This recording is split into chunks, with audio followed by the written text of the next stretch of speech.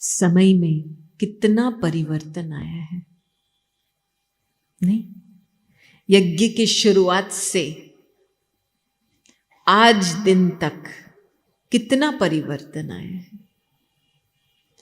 बाबा ने बच्चों को जागृत किया है।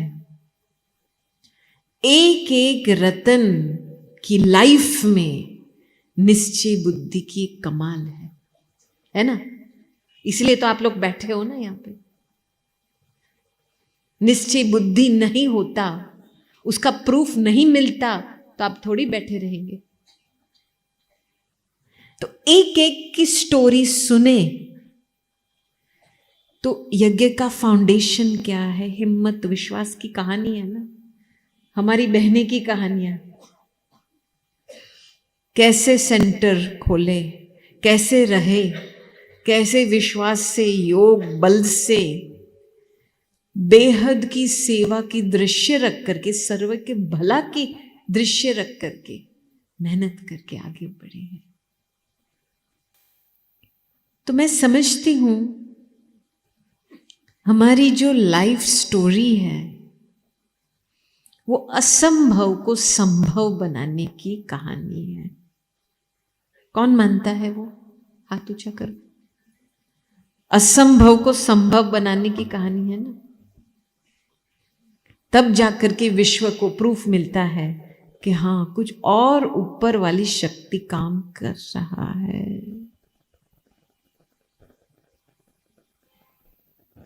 और मुझे याद है, देखो, कोई भी कार्य शुरू करना है ना, तो बस हिम्मत चाहिए और विश्वास चाहिए। बाबा बैठा है ना, और बाबा ने स्वयं गारंटी उठाया है कि बच्चे, आप हिम्मत का पगला आगे बढ़ाएंगे तो मैं आपका बैकबोन करके रहूंगा, 1000 कदम मैं आपके लिए लूंगा। जब भी हमने, दादी जी तो आए विदेश में 1974 में, कुछ नहीं था, एक छोटा सा कमरा था, क्लासरूम ये स्टेज के बराबर था, पीछे से छोटा सा कमरा, छोटा सा किचन, सब कुछ इस फ्लोर पे होता था। दादी की कठिया, एक दरवाजा था, दिन में संधली, रात को बिस्तर। वहां से शुरू लेकर के देखो ऐसा स्थान बन गए हैं लंदन में जो बेहद विश्व की सेवा करता है। और मैं कहूंगी कि इतनी बड़ी दादी 60 साल की उम्र में, जब वानप्रस्थ अवस्था कई लोग प्राप्त करते हैं, भारत में उसी समय सेवाओं की वृद्धि हो रही थी और बाबा ने दादी को भेजा लंदन, जो 300 का क्लास यहां पे और सामने 3 का क्लास, और वो भी हर रोज आने वाले नहीं। फिर जैसे दादी पहुंची तो 4 साल का मधुबन आने का भी त्याग किया। रेजिडेंसी परमिट चाहिए ना, 4 साल के लिए दादी मधुबन नहीं आए। तो हमने एक बार दादी को पूछा था कि दादी, आपका कोई भी संकल्प नहीं चला, ये कैसे होगा? क्योंकि दादी जी जब आए तो कोई मैन्युअल लेके तो नहीं आए, प्लान लेके तो नहीं आए कि विश्व सेवा के लिए यहां जाना है, यहां जाना है, यहां जाना है। तो कह रही थी कि बिल्कुल नहीं, मुझे सवेरे सवेरे बाबा उठाता था और मुझे लाखों करोड़ों आत्माएं लाइट दिखाई देती थी। मुझे पता था कि बाबा के बच्चे आने वाले हैं। इतना छोटा घर, बस छोटी सुविधा, कुछ प्लान नहीं, कुछ भी नहीं, पैसे भी नहीं। किराया था उस मकान का 10 पाउंड वीक का, उन दिनों में तो बहुत था। और दूरादेशी बुद्धि, बड़ा दिल और योग साइलेंस की शक्ति से और बाप दादा की अव्यक्त पालना से मैं कहूंगी विदेश की सेवा फैली है। और ये आत्मा जबरदस्त इंस्ट्रूमेंट थी बाबा की। 60 साल की उम्र से 104 तक पूरा विश्व का भ्रमण किया है 3 बारी, और 120 देशों में सेवा खोलने के लिए निमित्त बनी है। अब सोचो, उस उम्र में कौन इतना काम कर सकता है? कौन कराने वाला है? बाबा तो कराने वाला है, लेकिन निमित्त तो ऐसा चाहिए ना। तो अभी वर्तमान समय अनुसार मैं देख रही हूं, एक स्टोरी बताती हूँ कि जब ग्लोबल कोऑपरेशन हाउस हमने लिया था, तभी एक प्लॉट था, जमीन था ऐसे साइज का। तो तब जब ग्रुप आया था, बाबा से संदेश मिला था कि यही जगह पे 4 मंजिल का बिल्डिंग बनाओ। कितना? 1 करोड़ पाउंड का, माना 10 करोड़ इंडिया का पैसा लगता है उन दिनों में। ये 35 साल पहले की बात है। तो 10 करोड़ और बैंक में कितना? 19,000, माना 19 लाख रुपया ही था बैंक में। लेकिन बाबा ने ये भी मैसेज भेजा था कि बच्ची, जैसे हर प्रोजेक्ट बढ़ता जाएगा वैसे आता रहेगा, एक साथ नहीं आएगा, धीरे धीरे।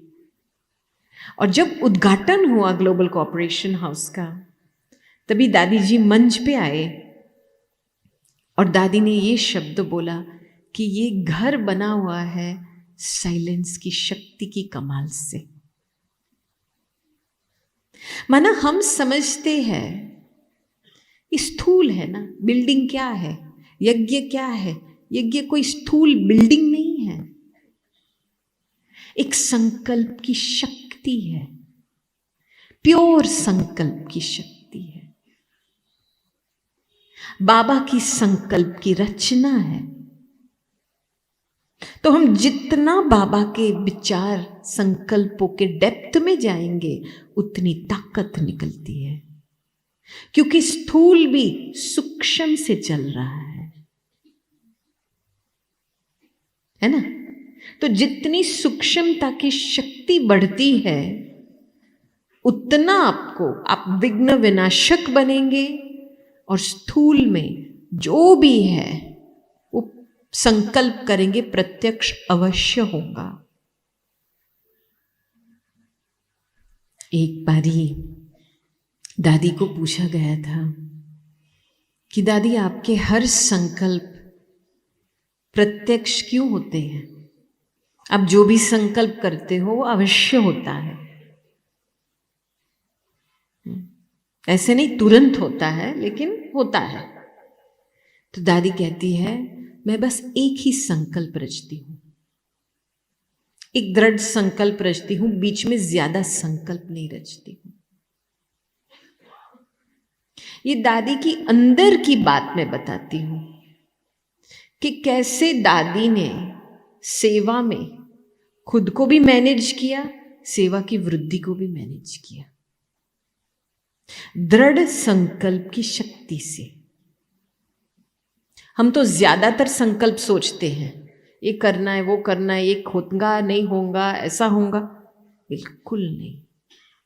दादी के दिमाग में एक बारी संकल्प रचा, बाकी और संकल्पों से दूर रहना है।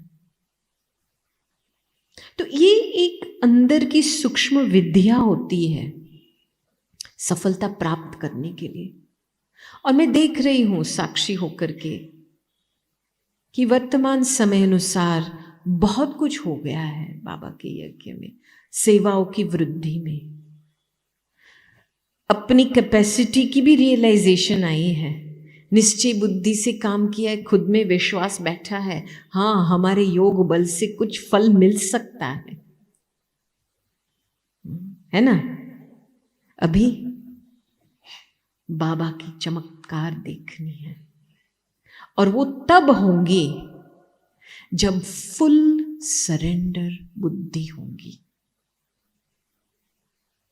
जब हमारी बुद्धि फुल सरेंडर होंगी तब ईश्वर की माइट लोगों को दिखाई देंगी, क्योंकि सरेंडर बुद्धि से लाइट रहते हैं और लाइट ही माइट को प्रत्यक्ष करेंगी। तो मैं कहूंगी ये जो अभी थोड़ी घड़ियां बाकी है संगम युग की, बस 2 बातें चाहिए, फुल समर्पित बुद्धि और दृढ़ संकल्प। अभी कोई भी साइड रोड में नहीं जाना है, डिस्ट्रैक्शन में नहीं जाना है। तो जो भी आप विशेष संकल्प करेंगे खुद के लिए, सेवा के लिए, उसमें अवश्य ब्रह्मा बाबा का हाथ होगा, शिव बाबा का बल भर के अवश्य उसकी सफलता मिलेगी, ये तो गारंटी है। दूसरी बात, हमारी संकल्प शक्ति सूक्ष्म बनानी है और डेप्थ से सर्व के भले के लिए संकल्प रचने हैं। कोई भी ऐसा संकल्प अभी खुद के लिए ना हो। अभी तो बहुत टाइम लिया है खुद के पुरुषार्थ में, है ना, ये चाहिए भी, ये अभी खुद के लिए टाइम कम कर दो और औरों के लिए, सर्व के भले के लिए संकल्प रचो। इसमें खुद का फायदा है, औरों का भी फायदा है। मैं क्यों ये बोल रही हूं, देखो दादियाँ हमारी बहुत सालों से उन्होंने साकार बाबा के साथ बैठ के तपस्या की थी कराची में, लेकिन जैसे भारत में सेवा शुरू हुई तो संकल्प शक्ति भी बढ़ी उनकी, विश्वास बाबा के डायरेक्शन से कार्य चला। और जब दादी जानकी खास करके विदेश में आए तो तभी तो फुल सरेंडर होकर के आई ना, सब कुछ छोड़ के आई और रियली एक एक संकल्प औरों के भले के लिए था।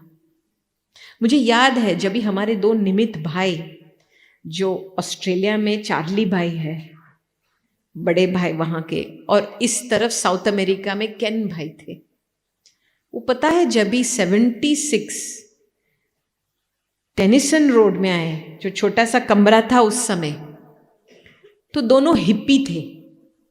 हिप्पी माना पता है ना, लंबे दाढ़ी वाले, इतना स्नान नहीं करते, कपड़े ऐसे वैसे होते हैं, और वो भी कोई किराए वाला मकान में नहीं रहते थे, स्क्वाटर के माफिक रहते थे। जैसे कोई फ्री बंगलो मिला, अंदर एंट्री मार करके अपना घर बना दिया, ऐसी हालत थी। दोनों आए दरवाजे पे, दादी ने दरवाजा खोला, दादी ने देखा ये 2 भाई कैसे थे, विचित्र लग रहे थे, लेकिन एक भी संकल्प नहीं किया अरे ये कौन आया है। कोई और होता तो सोचता अच्छा बाद में आओ, या कोई और बहन होंगी घर में तो ठीक है। आज दिन तक भी केन भाई बोलते हैं कि दादी की ऐसी दृष्टि पड़ी हमारे ऊपर कि हमको लग रहा था कि वो हमारी आदि मध्य अंत की कहानी जानती है। और एक बारी वो जो सीढ़ी चढ़ रहे थे तो आधे रास्ते पे दादी को मिले और दादी ने बोला तुम एक दिन विश्व सेवा की निमित्त बनेगा। तो वो महावाक्य किस आधार से रचते? जब भी किसी की दृष्टि में किसकी भले के लिए दृष्टि होती है तब आप किसकी आदि मध्य अंत की कहानी पहचान सकते हैं कि बाबा ने इसको क्यों चुना है, बाबा ने इस व्यक्ति को क्यों लेके आया है। मुझे याद है, देखो यज्ञ में बहुत बातें होती है, ये रावण की दुनिया है, तमो प्रधान दुनिया है, कुछ सिस्टमेटिक चलने वाला नहीं है। आप कुछ काम शुरू करेंगे, विघ्न तो अवश्य ही आएंगे, ये धर्म है, रावण राज्य का धर्म है ये विघ्न उठाने का। तो एक बारी क्या था, एक बहुत बड़ा सेंटर एक देश में रिट्रीट सेंटर बन रहा था, तो वहाँ के जो हमारे भाइयों का टीम था आपस में कुछ संघर्ष था और बहुत समय लग रहा था बनाने में। तो पूरी टीम मधुबन लेके आए और जब हम दादी से मिले तो उसी टीम में एक भाई ने दादी को पूछा, दादी मैं इसके ऊपर कैसे विश्वास रखूं, वो तो मेरे सामने झूठ बोल रहा है। तो जो झूठ बोलने वाला है उसके ऊपर कैसे विश्वास रखूं? प्रश्न तो सही है एक तरफ से देखा जाए तो दादी साइलेंस में बैठ करके बताया कि देखो, आप किसी के स्वभाव संस्कार के ऊपर विश्वास नहीं रख सकते हैं, क्योंकि एक दिन एक रूप, दूसरा दिन दूसरा रूप, तीसरा दिन तीसरा रूप। लेकिन एक चीज पर विश्वास जरूर रख सकते हैं कि बाबा को कुछ इस आत्मा द्वारा कराना है। क्या कराना है वो आप देख सकेंगे जब भी आपकी वृत्ति और दृष्टि साफ है, आप पहचान सकेंगे। तो चलो, हम सभी ईश्वरीय कार्य में मददगार बन गए हैं। ईश्वरीय खिदमतगार तो है ही, आपस में सहयोगी होकर के चल रहे हैं। लेकिन कहां तक पहचान हुई है हरेक का पार्ट का, और अप्रिशिएशन कहां तक हुआ है हरेक का पार्ट का? क्योंकि जो इसका पार्ट है मैं नहीं बजा सकती, जो हम बजा सकते आप नहीं बजा सकते, लेकिन बाबा को सभी चाहिए ना। इतना बड़ा कार्य है उठाने का, एक व्यक्ति से तो काम नहीं ले सकता है ना। तो ये जो विश्वास की बात आती है ना वर्तमान समय, मैं कहूंगी अभी एक कल्चर, हमारे ब्राह्मण कल्चर में एक नया एक लहर शुरू करो, हर एक की पार्ट की पहचान और उसकी अप्रिशिएशन, फुल अप्रिशिएशन।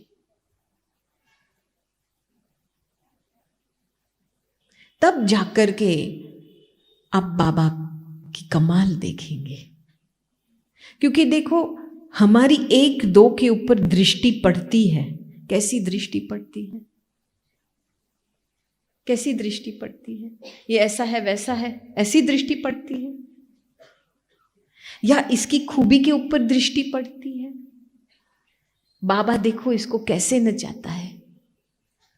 जितनी हमारी दृष्टि में उसकी खूबी की लाइट है, उतना तक सारे विश्व की दृष्टि में उसकी खूबी की लाइट है। हम दोनों की लाइट प्रत्यक्ष होंगी। नहीं, देखो, हम जीते हैं, हम क्यों अभी खुद के लिए जी रहे हो क्या? अभी क्या है रावण की दुनिया में जो आपको अभी अप्राप्त है? कुछ है क्या? नहीं है ना। हम ट्रैफिक में बैठे हैं, ठीक है, गाड़ी ट्रैफिक में अटकी हुई है। रथवान का सोच क्या है? चलो ये जल्दी ट्रैफिक पूरी हो जाए तो हमारी गाड़ी आगे बढ़े। मैंने बोला ऐसे संकल्प रचो कि सभी की गाड़ी आगे बढ़े, उसमें हमारी एक हो जाएगी ना। समझ आई बात? आप, मुझे बहुत अच्छी कहानी एक भाई ने अभी सुनाया, पता नहीं यहां है या नहीं। हम वापस आ रहे थे तो बोल रहा था कि 94 की बात थी जब पांडव भवन आए थे बाबा मिलन के लिए, और वहां पे वो तो अपने जोन के साथ आए थे। तो उसके बाजू में एक भाई था जिसके हाथ में फूल था। तो इस भाई को बहुत उमंग था कि बाबा को फूल देवे, बाबा को फूल देवे। लेकिन जैसे उठता था तो दूसरा एक भाई उसको बिठा देता था। तो कितनी 2-3 बारी कोशिश किया। तो ये भाई बाजू में बैठा था, तो इसने अंदर से ये बोला, अरे बाबा, आ तो તમારો બાળક છે, એને બસ તમને એક ફૂલ જ આપવો છે, હા, તમે કંઈ કરો ને તાકે એની ભાવના પૂરી થાય। क्योंकि वो देख रहा था इसकी मेहनत, इसको दया आ रहा था। ड्रामा अनुसार फिर क्या हुआ, वो खुद बाहर चला गया थोड़े समय के लिए, क्योंकि उन दिनों में तो बाबा बहुत समय से बैठते थे ना, हम तो बीच में भोजन करके वापस आते थे। तो बाहर गया तो कोई मधुबन निवासी भाई मिला, और वो मधुबन निवासी भाई के साथ बात करके वो मधुबन निवासी सामने से उसको एक फूल दिया, कहते ये लो बाबा के पास लेके जाओ। तो उसने बोला अरे मुझे अलाउ नहीं करेंगे। तो वो भाई ने बोला मैं बैठा हूं ना, तुम जाकर के बाबा को दो। तो कहता है देखो मैंने कभी मेरे लिए सोचा नहीं, लेकिन चांस फिर मैंने उसके लिए सोचा कि वो बाबा तक फूल स्वीकार करे, लेकिन चांस फिर इसको मिला। माना कहने का भाव ये है कि आप जितना भी अब खुद के लिए संकल्प करेंगे ना, आप पीछे रह जाएंगे। औरों को आगे रखना माना खुद आगे बढ़ना, क्योंकि हम सब साथ में घर जाएंगे ना, ऐसे थोड़ी मैं अकेली जाऊंगी। मुझे याद है अव्यक्त बाबा ने एक बारी प्रश्न पूछा था संगठन में, कौन तैयार है घर जाने के लिए? चलो बच्चे तो ऐसे वैसे हाथ ऊंचा कर लेते हैं, कोई तैयार है या नहीं? दादी ने हाथ ऊंचा किया, मैं तैयार हूं। फिर बाबा ने दादी को बोला अच्छा सभी को तैयार किया है? देखो तब से लेकर के आगे बढ़ना है, सभी को आगे बढ़ाना है, ये हमारी भावना होनी चाहिए। ये ऊपर ऊपर का काम चलाओ की बात नहीं है, ये दिल की बात है। दिल में निस्वार्थ भाव चाहिए, वृत्ति में निस्वार्थ भाव चाहिए। अभी हमने अपना शो बहुत शो कर लिया है, लेकिन अभी सर्व के भले के लिए ये आगे बढ़े, ये आगे बढ़े, ये आगे बढ़े, ये आगे बढ़े। ये भावना जितनी प्रकट होंगी दिल में, ऑटोमेटिकली आपका रास्ता खुलता रहेगा आगे बढ़ने के लिए। जितना आप मैंपन में फंसेंगे, मुझे चांस मिले, मेरा नाम आए, मुझे ये होगा, उतना पीछे रह जाएंगे। ये वर्तमान समय की कर्म की फिलॉसफी है। नहीं, हमारे ब्रह्मा बाबा इसमें कितने बड़े एग्जाम्पल थे। बच्चों को आगे रख करके, बच्चों की सुविधा बनाने से वो खुद कहाँ ठहरे? छोटी सी कुटिया में। तो ये मास बाप समान बनने का मास है। तो सर्व के भले की भावना जागृत करनी ही है। अभी बात आती है कि हमने सेवा के फील्ड पे हमने मिरेकल्स देखे हैं, रियली बाबा की मदद से, बच्चों की हिम्मत से बहुत सारा कुछ बन गया है, हो गया है, वृद्धि भी हुई है। अभी यज्ञ में कुछ बात की कमी है ही नहीं, है कुछ कमी है ही नहीं, लेकिन एक बात में कमी रह गई है। कौन सी बात होंगी?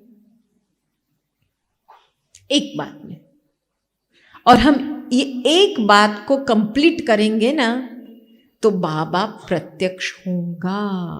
अभी हुआ है फादर शोज सन, अभी ये पार्ट बजा है, अभी सन शोज फादर का पार्ट। एक बात में संपन्नता चाहिए। कौन सी बात है?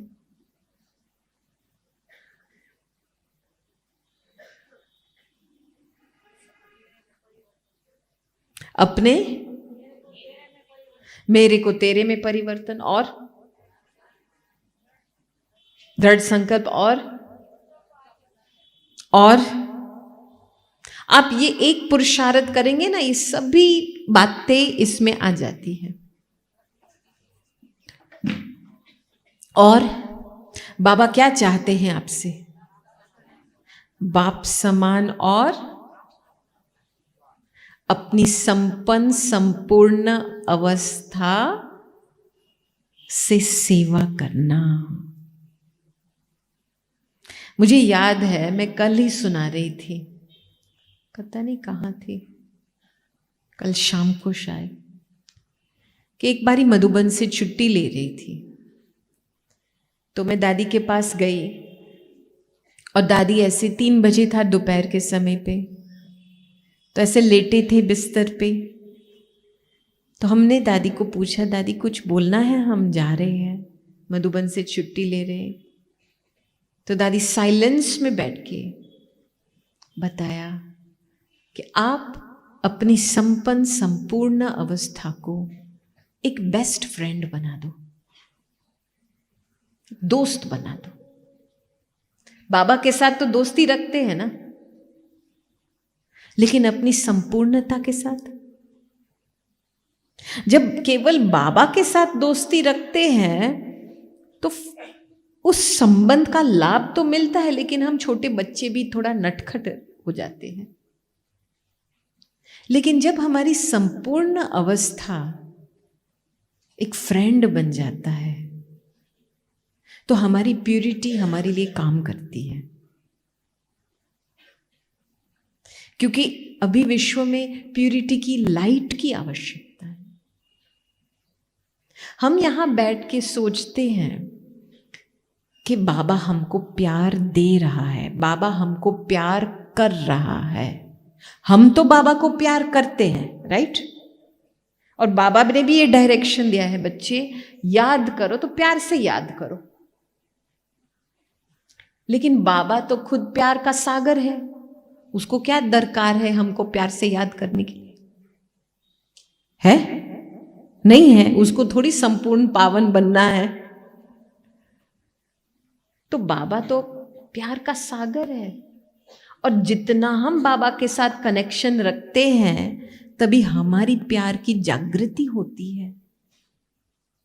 तब सोचो, आपके अंदर जो फीलिंग्स पैदा होते हैं जब आप बाबा को याद करते हैं, वो जैसे थोड़े समय के लिए आपकी संपूर्ण अवस्था जागृत हो गई। बाबा क्या देखता है? क्या आपका स्वभाव संस्कार देखता है? बाबा आत्मा को देखता है, और आपकी संपूर्णता बाबा की दृष्टि में फिक्स्ड है।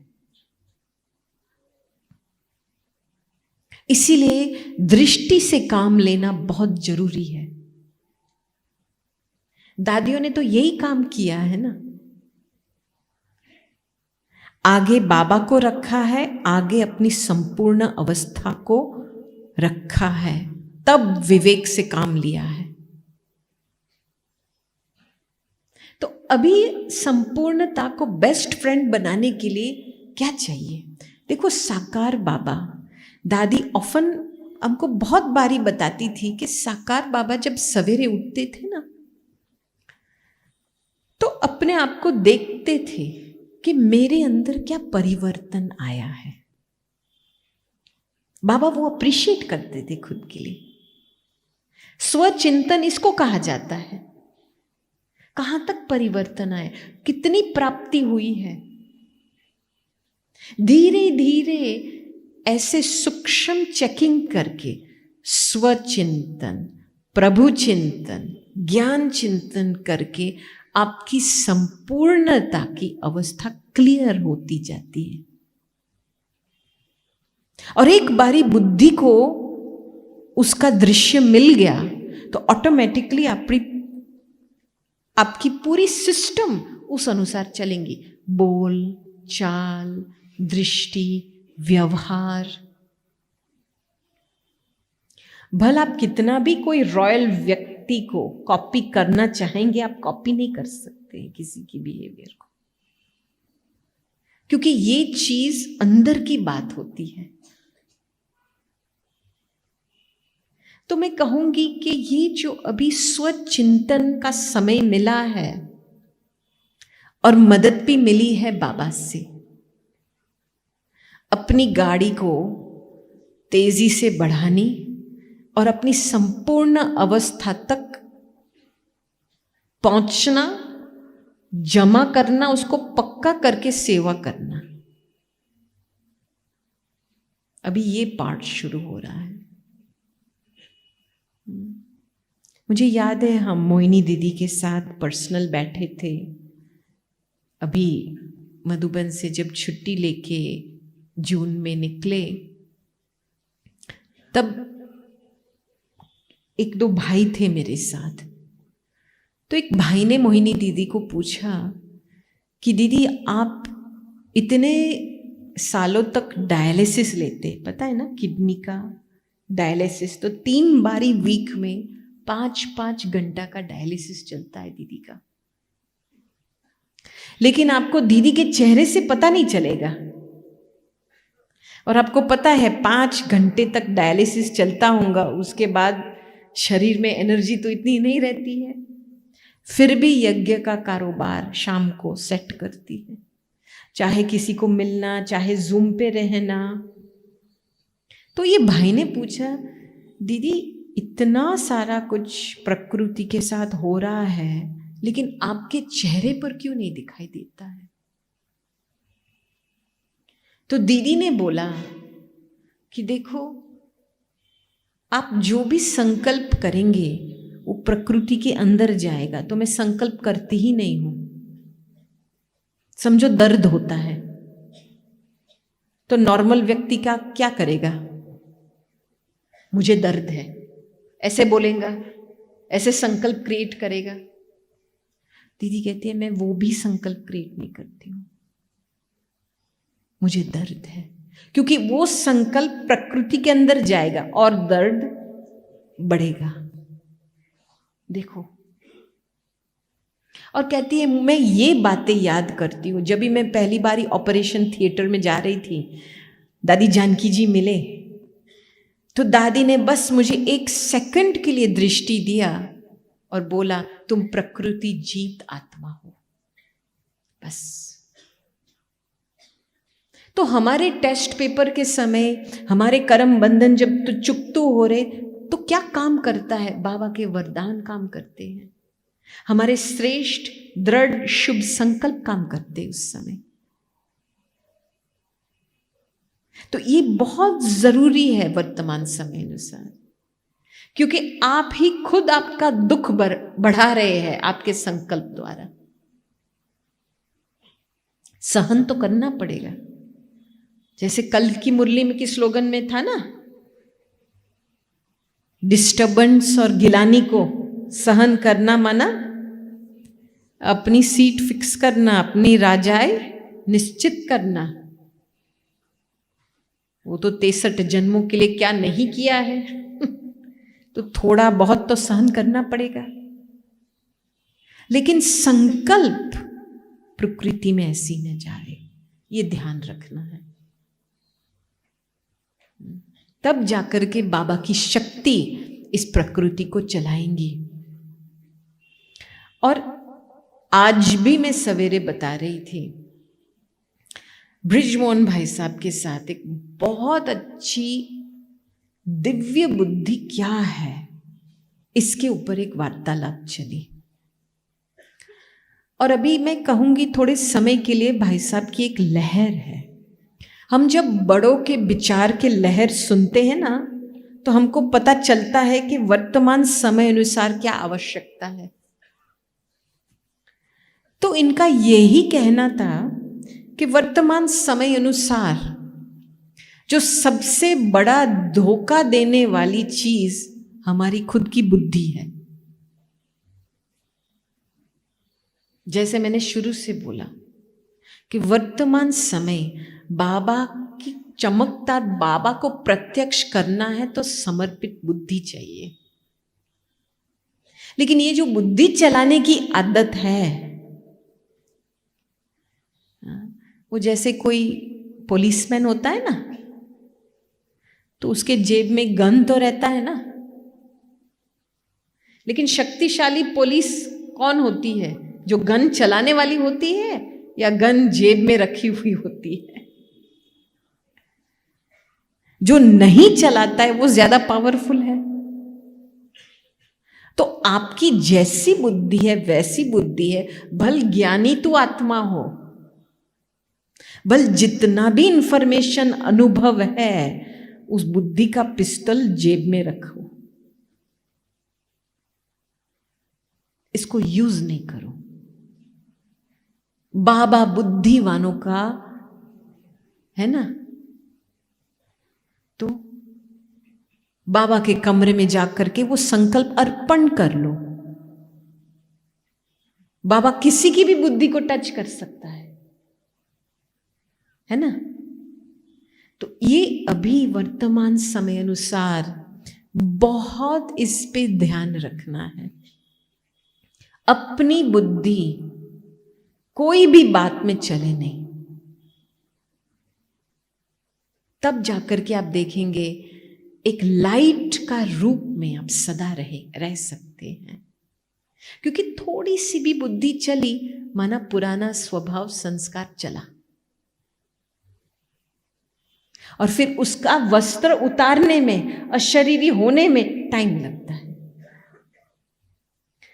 बुद्धि नहीं यूज करो, लाइट से काम लो, समर्पित बुद्धि रखो, और आप पे ही ईश्वरीय लाइट माइट अपनी काम करती रहेंगी।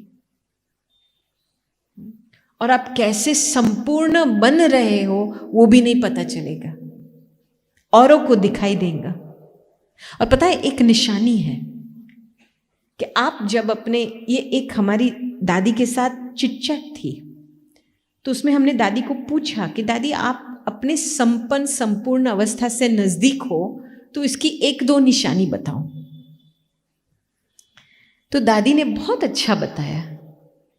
कह रही थी कि एक है कि संकल्प की सिद्धि होगी, जो संकल्प करेंगे वो प्रत्यक्ष होगा। दूसरा है लोगों को साक्षात्कार हो, साक्षात्कार का पाठ शुरू होगा। तीसरा है आप लोगों के ड्रीम्स में आएंगे, माना आपकी संपन्न अवस्था काम करती है। तो अभी ये समय है ना, अभी देखो, चलो भारत में सेवाएं फैली हुई है, सभी को अभी ब्रह्मा कुमारी इसका नाम पता है, लेकिन इत्फाक से ब्राह्मणों के सिवाय किसी के मुख से बाबा आया है वो अभी तक नहीं फैला है। विदेश की बात तो छोड़ो, देशों में तो, विदेश में तो कई लोग, बाबा का कार्य तो शुरू हुआ है, बहुत फैला हुआ है, जितना भारत में है उतना तो नहीं हुआ है, लेकिन वो ब्रह्मा कुमारी इसको भी जाने, वो भी बड़ी बात है। तो अभी मैं समझती हूं ये तो बाबा की भूमि है, हमारी सबकी भूमि है, और भारत एक विश्व के लिए माई बाप है। तो एक हमारा फर्ज है लाइट में रहना और माइट को प्रत्यक्ष करना। तो इसीलिए मैं कहूंगी, बाबा ने 2-3 दिन से फिक्र से फारिग कितनी बारी मुरलियों में आया है, अव्यक्त बाप दादा ने बात बताई है, और दादियों ने भी हमारे लिए बहुत अंडरलाइन किया था कि कुछ भी हो जाए, सवेरे उठ करके जो भी सूक्ष्म फिक्र है वो बाबा को दे दो। सवेरे का टाइम, जैसे आंखें उठती है, आंखें खोलते हैं, आप बिस्तर से उठते हो तो चेक करो कौन सी फीलिंग है, कौन से संकल्प है, उसी समय अर्पण कर लो। मेरा सो तेरा कर लो, और फिर दिन में जब वो संकल्प आएगा तो याद रखो कि मैंने दे दिया, इसको वापस टच नहीं करना है। धीरे धीरे धीरे बेफिक्र हो जाएंगे, और फिर जैसे दादिया कहती थी ना, हो जाएगा, कोई भी असंभव कार्य आता था, हो जाएगा, तो एक वरदान बन जाता था। तो हमारी ये जो सूक्ष्म पुरुषार्थ है, क्योंकि फिक्र का बीज है एक ही शब्द, क्या है? फिक्र का बीज एक ही शब्द से शुरू होता है, मेरा। अभी कुछ मेरा है ही नहीं तो फिक्र किस बात की? शरीर मेरा है क्या? मेरा है शरीर? होशियार हो आप लोग, अच्छे स्टूडेंट हो, हाँ, लेकिन रियलिटी में थोड़ी अलग बात हो जाती है ना? तो मेरा सो तेरा हर बात में अभी छोड़ो। दादी हमको बहुत कहती थी, छोड़ो तो छूटे, छोड़ो, मेरा सो तेरा, मेरा सो तेरा करते रहो।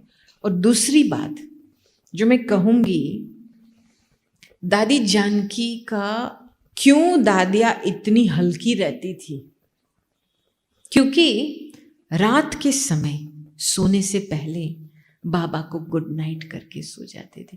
ऐसे नहीं बस बाबा के कमरे में जाकर के 1 सेकंड के लिए दृष्टि दो, जैसे मंदिर में जाकर के मूर्तियों को बस दर्शन करके निकल जाते हैं, ऐसे नहीं। कम से कम 15-20 मिनट बाबा के सामने बैठो, अपने आप को खाली करो, चार्ट क्लियर करो, विवेक साफ करो, दिल साफ करो, और फिर सोने से पहले मुरली हाथ में, मुरली पढ़ते पढ़ते सो जाओ। ये बाबा की श्रीमत है, डायरेक्शन है, ये प्रैक्टिकल रूप में दादी की दिनचर्या थी। भल 11 बजे था रात को कभी कभी, लेकिन दादी जी जब हम पांडव भवन में थे, इंद्रप्रस्थ छोड़ के बाबा के कमरे में आते थे और 10-15 मिनट बस बाबा को सब कुछ दे देती थी, और फिर मुरली हाथ में पढ़ के सो जाते।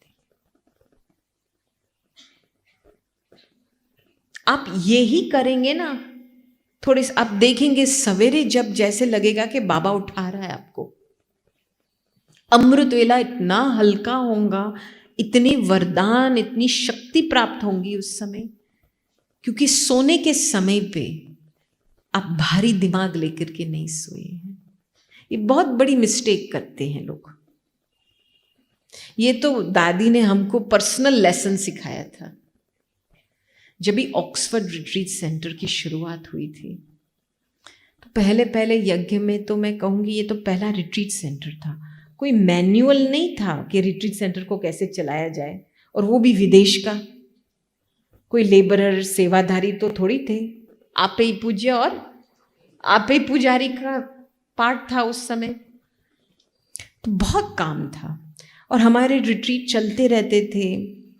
शुक्रवार को शुरू होता था, संडे को पूरा होता था, फिर दूसरा ट्यूसडे को शुरू होता था। बीच में रूम की सफाई, लॉन्ड्री का करना, फिर घर की सफाई, बहुत होता था। पूरी बड़ी टीम थी, तो शरीर को तो थोड़ा थकान तो लगता है।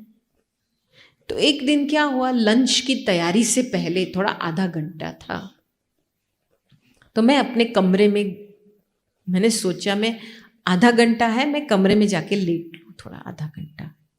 लेकिन मेरे कमरे तक पहुंचने के लिए मुझे दादी का कमरा पास करना होता है, और दादी का दरवाजा ऑलवेज खुला रहता है। तो मैं जैसे वहां पहुंची, मैंने सोचा मैं जल्दी पैदल करूं ताकि दादी मुझे देखे नहीं। तो मैंने ऐसे कॉरिडोर क्रॉस किया, और जैसे मैं उस साइड पे पहुंची, मैंने सोचा चलो पार कर दिया। फिर दादी का आवाज सुना, गोपी आओ 1 मिनट। तो यू टर्न मारा, मैं कमरे में गई। एक सिंधी बहनों का ग्रुप था, तो दादी को तो मेरी आवश्यकता नहीं थी, मुझे बुलाया, बैठो इधर बैठो। ठीक है, बैठ गई।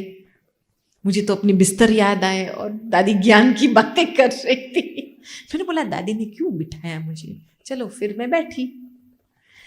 और फिर बस 10 मिनट के लिए और क्लास कराया, फिर छोटी मोटी बातों के लिए मुझे उठाया, बस ब्लेसिंग लाओ, टोली लाओ। 10 मिनट के अंदर सिंधी बहनों का क्लास समाप्त करके उनको रवाना कर दिया।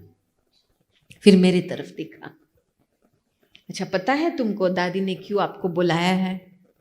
कहाँ जा रही थी तुम? बोला दादी सॉरी, शरीर को थोड़ा थकान था तो मैंने सोचा मैं बिस्तर में जाके लेटूं। दादी ने ऐसे, हाँ, दादी को वाइब्रेशन पहुंच गया था, कुछ ठीक नहीं है। देखो, तो फिर बुलाया। तो पता है आप क्यों बिठाया दादी ने आपको? क्योंकि एक दादी की सीक्रेट है कि कभी भी सोने के समय भारी दिमाग लेकर के नहीं सोना है। तो दादी ने आपको वापस बुलाया आपको हल्का करने के लिए। देखो, अभी जाके सो जाओ।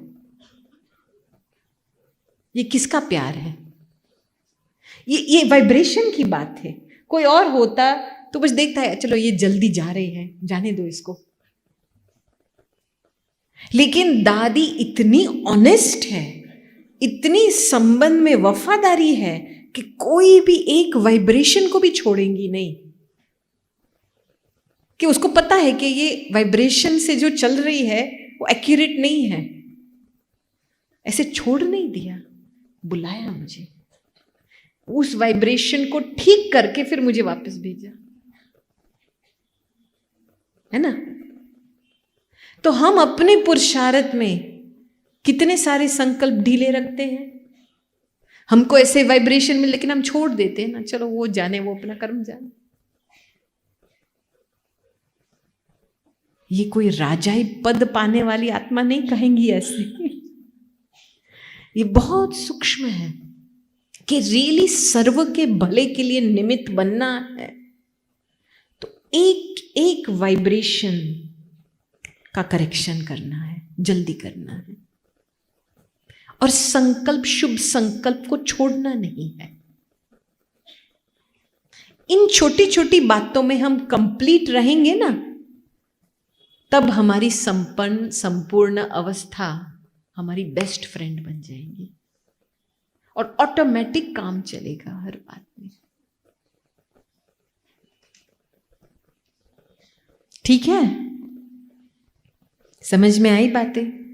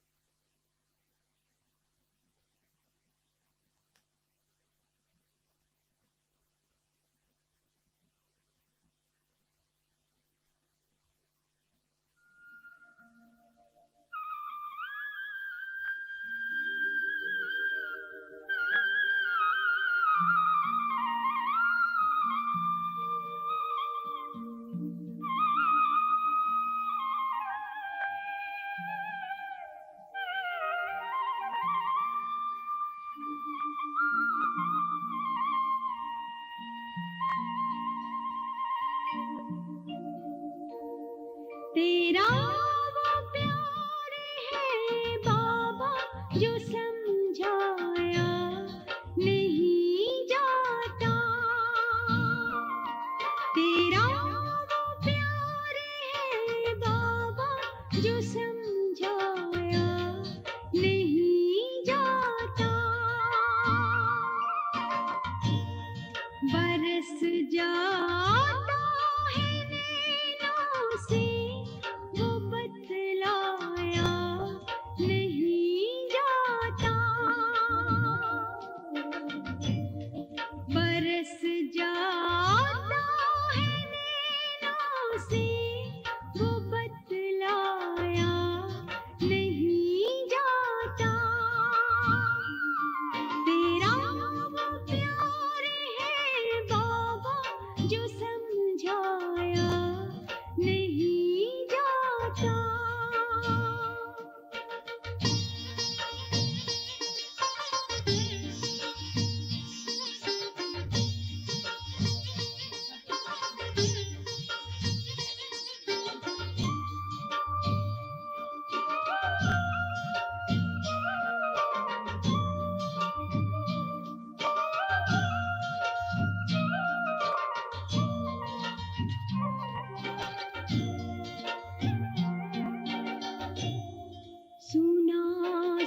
सकते हैं ज्ञान भी, बता सकते हैं बातें भी,